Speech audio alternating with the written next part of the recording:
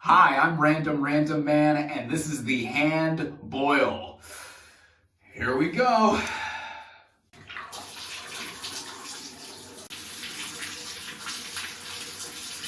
I feel it getting hot now. Woo! All right, is it hot enough? All right. Here goes nothing.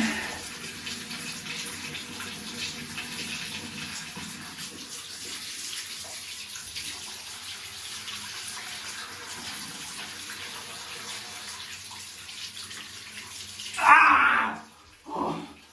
Oh. Look at how red my hand is. Seriously, do not try this at home.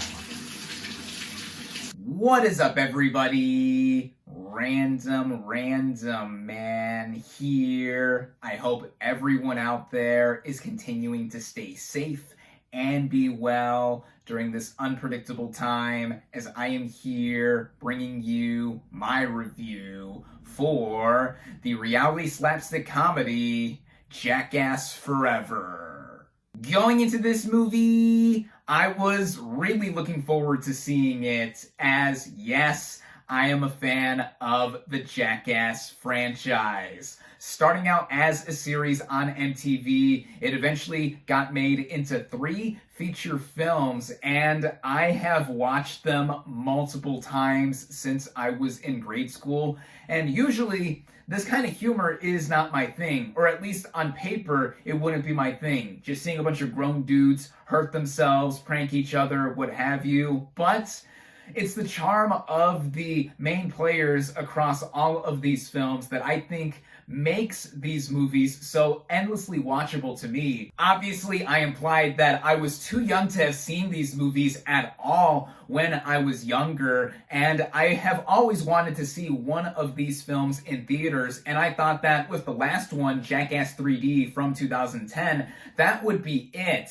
But now, during a pandemic no less, we have gotten another entry here, with part 4 being now my first time I have seen a Jackass film in theaters, where it is only currently available. Now, seeing and reviewing a film like this is actually unprecedented for me here on my channel, as there's no narrative here. Yes, this movie's core is comprised of it being a slapstick comedy, and it has a bunch of grown men now pushing their 50s, hurting each other, pranking each other, performing various stunts, what have you. And it's not really a documentary either, though, despite all of this being documented and shown in front of us. So instead of reviewing a movie like I normally would in talking about its acting, writing, directing, etc., I'm mainly going to talk about this film like I would in watching a Jackass movie in general, in mainly going over how creative I thought the stunts and pranks were, and also how much I laughed.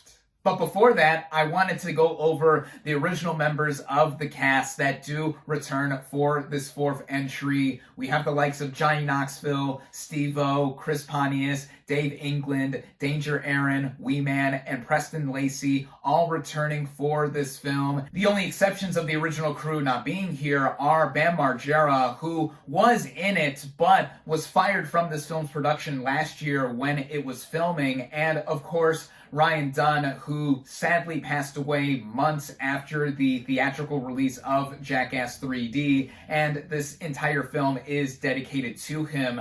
Over the end credits, there is a song that name drops him, and the final shot of the movie does have a frame of Dunn and a caption that says, "Ryan Dunn forever," and ditto to that statement. But in any sense, it's so great to see the remaining original members of the crew back for what is essentially one last huzzah with this movie, as they are just as charming and vulgar as ever and getting up there in age. I already thought that they were already not able to take much more torture to themselves with the last entry, but here they are, and still very much game to do what more they have to offer for each other. And there's also some new blood thrown into the mix here with 5 new members of the crew. We have the likes of a guy named Poopies, what a nickname, Zach, Jasper, Eric, and even a woman by the name of Rachel. And she is so tough here. Even tougher than some of the guys, I would say, though I shouldn't be talking, as I would never subject myself to any of this stuff that is involved with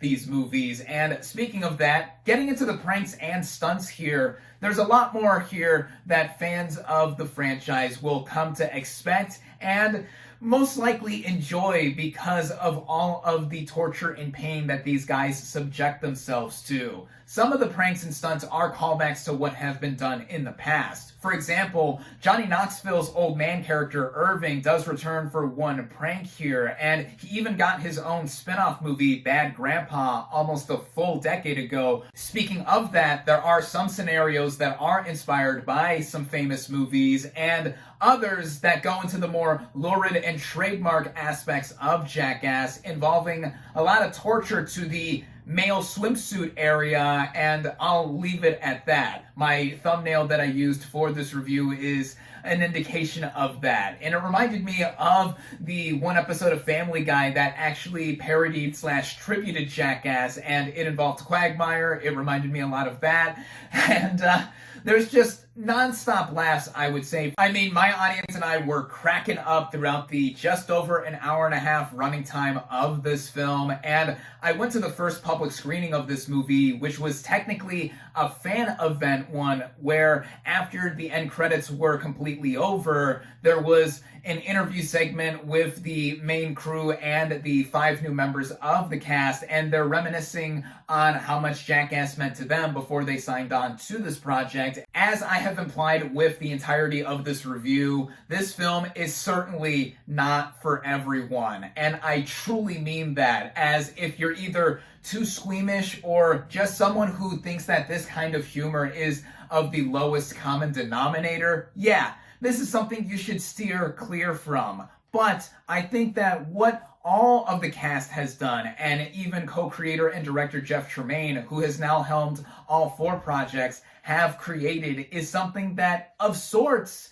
is a movie that a lot of us need right now, in sitting back and laughing at a bunch of stupidity that has been brilliantly brought back. In short, Jackass fans like myself are gonna have a blast with this film in seeing all the trademarks of the franchise return here, like the big opening, the big finish, and all the various appearances by celebrities in between getting in on the fun, like Eric Andre, Machine Gun Kelly, and Tyler the Creator, just to name a few. And in terms of how I would rank this with the other films, I think it's hard to say for me for now, as I've seen all the other ones multiple times, and only time will tell how many times I will go back to this one, which I certainly will once it comes out on Blu-ray. Hopefully we can get Blu-ray releases for the first 2 films, and there's already a Jackass 4.5 slated to come out on Netflix in the near future, and I'm so gonna watch that and hope to see some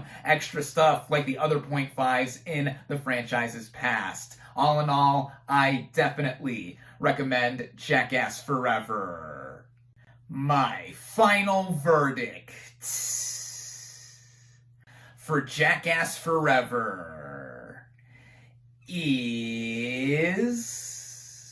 4 out of 5 stars.